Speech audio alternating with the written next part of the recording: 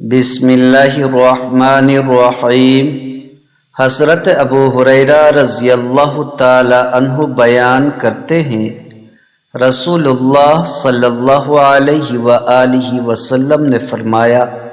جب رمضان آتا ہے تو آسمان کے دروازے کھول دیے جاتے ہیں، اور ایک روایت میں ہے جنت کے دروازے کھول دیے جاتے ہیں اور جہنم کے دروازے بند کر دیے جاتے ہیں اور شیاطین کو جگڑ دیا جاتا ہے، اور ایک روایت میں ہے رحمت کے دروازے کھول دیے جاتے ہیں۔ حضرت سہل بن سعد رضی اللہ تعالی عنہ بیان کرتے ہیں، رسول اللہ صلی اللہ علیہ وآلہ وسلم نے فرمایا، جنت کے 8 دروازے ہیں، ان میں سے ایک دروازے کا نام الریان ہے،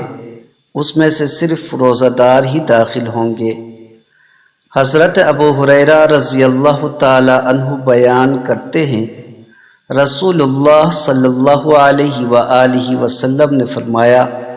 جو شخص ایمان و اخلاص اور ثواب کی نیت سے روزے رکھے تو اس کے سابقہ گناہ معاف کر دیے جاتے ہیں۔ جو شخص ایمان و اخلاص اور ثواب کی نیت سے رمضان میں قیام کرے، یعنی نماز تراویح کا اہتمام کرے، تو اس کے سابقہ گناہ معاف کر دیے جاتے ہیں، اور جو شخص ایمان و اخلاص اور ثواب کی نیت سے شب قدر کا قیام کرے تو اس کے سابقہ گناہ بخش دیے جاتے ہیں۔